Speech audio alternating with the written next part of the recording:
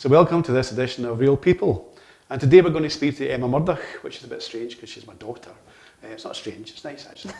We're going to talk about your career as Grayling, because you're a musician, you play guitar and sing and perform. You've performed all over the place. You want to talk about Grayling. How did you get the name, first of all? Just tell people how you got the name. Well, it came from Inspector Morse, the TV show, I think.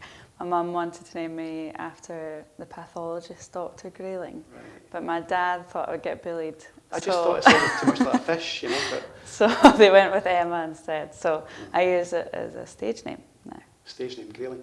So tell me, when did it start? How long ago did you start performing as Grayling? I feel like I was quite late to come and do music. I was a bit scared to sing in front of people my whole life. So I didn't really start my career till my early 20s. Started busking and playing different gigs and things like that. And I didn't really start my career as Grayling till, my mid-20s when I started writing my own music. Yeah. So what kind of genre would you say you are for other people just to tune into? Probably like folk, Americana, that sort of thing. Early 70s kind of, I don't know, I get that vibe from when I hear you live. Kind of early 70s Americana thing, definitely. Yeah, I mean, we definitely took a lot of references from that time, and I love a lot of the folk, like the Canyon music from the 60s as well. So when we record as a band, most of it's live, and we try to keep it as like organic as possible. So when you record in Fife, is that right? We recorded our last EP in Fife with Dan Gautreau. He's from London originally, but he moved up here and has this beautiful studio in a church. So we all went through to Anstruther. I think he worked with... Or Ainster. People shouted at me for that before. Ainster, is that to say it? Ainster. I think he worked with Trevor Horn at one point, didn't he? Yeah, I think he worked under Trevor Horn and worked on crazy projects like Alicia Keys, the Black Keys album and stuff like that. So yeah. Okay, so an bit of an experienced person behind the music as well. Yeah, he's like the loveliest guy ever as well. Like you'd never know he had, all these famous past. Yeah, and he's just like the most down to earth, like lovely guy. Yeah. So your latest single's out just now, it's called Always. When you write a song, what is the song about? So Always was just an attempt really at trying to write something a bit more upbeat and light-hearted.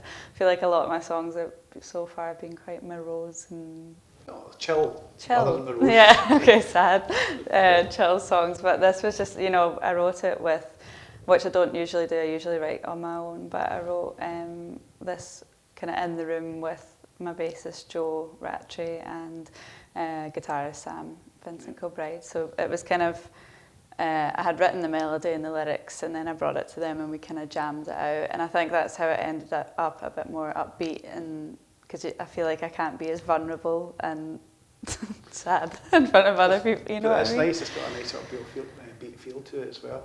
But you've got great musicians in the band. I mean, Sam's a great guitarist and Joe's a great bass player as well.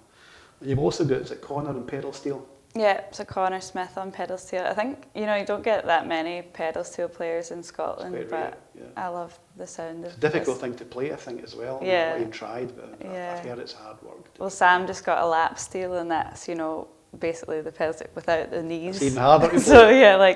the pedal steel is like another level up from that again. But yeah. Who's on drums again for you again? Laura McDonald on drums. She's just away just now doing Wild Rose, the musical in Edinburgh, so she's rehearsing for that. So her and Connor are actually going to be in the band for that. Your dad was in that? Oh yes, you were only as a very small part extra thing. You were a background. Right, what was the character? I think you saw the back of my head for about 2 seconds. So they're doing that. It's interesting. They're doing that. So is that going to be like a long project for them then? Yeah, I think they're kind of out of bounds for Grayling stuff for the next couple of months because they're doing that. But that's okay. Because I'm out of bounds as well. What happened here? You've had. Well, I know what happened, but we can maybe all explain. Yeah, I had to get shoulder stabilisation surgery because I'm hypermobile, so my joints do all these weird things they're not supposed to do. So I think, just from shredding too hard on the guitar all these years. Put pounds in I kept popping out, so they had to fix it. So you can't play guitar for a bit now then? A couple of months, yeah. I've got a couple of months of physio to go. sadly. Okay. So. You were down in London recently. Do you want to talk about that? Doing an Americana thing down there? Yeah, so it was Americana Music Week, and we got selected to go down and play. And yeah, there was loads of great Americana bands on, and they have their award ceremony as well. And the Heavy, who I've supported before, they played, and CMAT, who's like one of my favourite artists ever. So yeah, it was a really cool event to be a part of. And you supported some interesting people last year as well, haven't you? Claire Grogan was one of them. Yeah, we got to do Altered Images, and like Claire was so lovely. We got to support the Teskey brothers at the Kelvin Grove Bandstand, which is like my dream venue. Well, one of them. I want to do the Old Fruit Market next. That's my The Old Fruit Market. That's where they filmed Wild Rose, the film, actually. Yeah, that's my next one on the list that I want to tick off. But yeah, the Teskey brothers at Kelvin Grove Bandstand was like. So what's amazing. Obviously you're restricted. You're still. I know you're still gigging. You've got. I think Sam's playing guitar for you.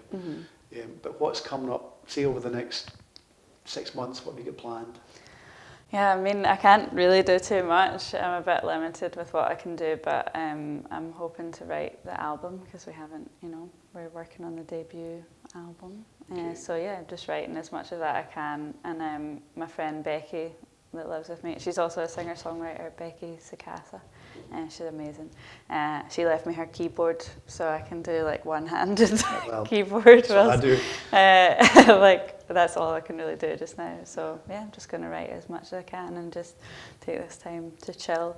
That's why I had planned the release of Always to come out now, because I knew that I couldn't really do anything else. I think you were on BBC Radio Scotland yesterday doing an interview. Yeah, they've got a new section called The Arts Mix, run by poet Len Penny. Right. And I was on that with Chris Drever, who's a singer-songwriter from Orkney, I think. So people can probably catch that up and hear that on BBC Sounds, everything, if they want to dig about and find it. So where is the best place for people to hear your music, Emma? Well, you can hear it on any, of the streaming platforms. The best place to help me, if you want to help me out and buy my music, is probably Bandcamp, because we all know Spotify is ruled by the evil overlords. Yeah, well, I sometimes play Hotel California, and I looked up, it has something like 500,000, hits or something like that on Spotify, which probably makes it about £10.40. Yeah, exactly. I think they've made a new rule as well, so like young or like artists who are just starting out, if there's a threshold, so if you don't make above that, you don't get paid at all now. So they've made it even worse for artists. I think my check is £1.56. Yeah. So you talked about Dan, who produced, in a way there, produced some of your songs. You did an EP last year. Do you want to tell us a bit about that? Yeah, it's called Cardinal Fire, and it came out last May. And then we spent the summer kind of touring that around different festivals in Scotland, and we even went all the way up to the Isle of Lewis and to Campbelltown, and we went all over Scotland touring it over the summer. Was it Eden Court you played as well in Edinburgh? Yeah, and Inverness. Inverness, yeah. So we went through to Dan's studio in Anstruther for a week and recorded the EP, all 6 of us in the band. So it was great. It was just the best time. Yeah, we had like a wee Airbnb by the sea in Anstruther, and spent a week there just recording music. It was like total heaven. Walking in the beach sometimes. Yeah, so we just had a year of kind of touring that around and playing that EP, and kind of it was brought us closer together, I think, as a band, because we're spending so much time together doing the gigs, and kind of the songs have even like evolved through like playing them live. So now some of them sound even different from when they were recorded. I added different parts in and things like that. So that's good. I mean, and live as well. I've seen you quite a lot of times live, and I'm going to say this because I'm your dad, but the truth is you have got a very interesting, unique voice. You have really unique, lovely, on point. You sometimes ride down to a whisper sometimes when you sing, and it's like then you get the whole range of emotions there, and the band are great, as I said already. Thanks for coming along, Emma. So the best place to hear Grayling is in Bandcamp, and have you got your own website as well? I mean Instagram's the best place to keep up to date, probably. So Grayling Music. Grayling Music, Instagram. So now we're going to play Grayling's new single, which is called Always.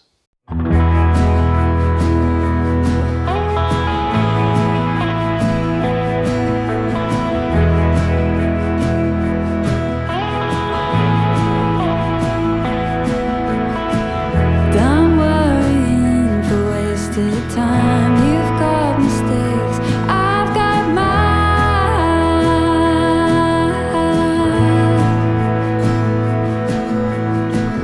Can't count the years I walked this line. I'm jumping in, it's time to die.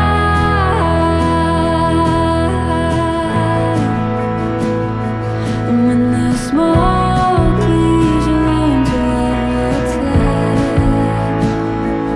But I don't wanna spend it standing on the edge. And there's always a better way to see it, always a bigger way to feel it. Always, and there's always a better way to see it, always a bigger way to feel it.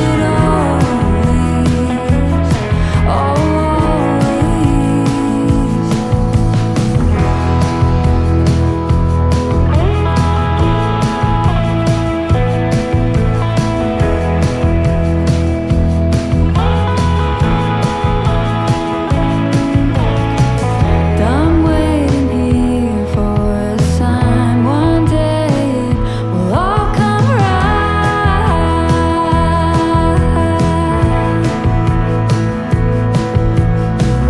Took some time to realize anything worthwhile is worth the fight.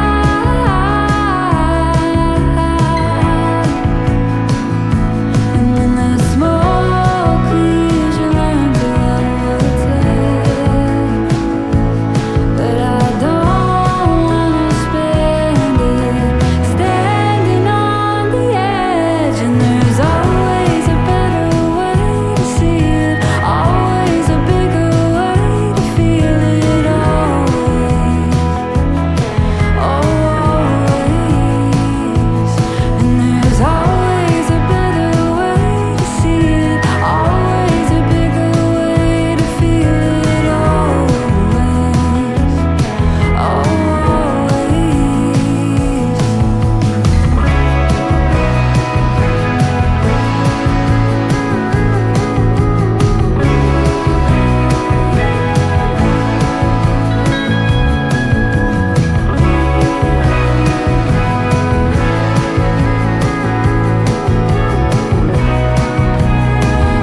And there's always a better way to see it, always a bigger way to feel it. Always, and there's always a better way to see it, always a bigger way to feel it.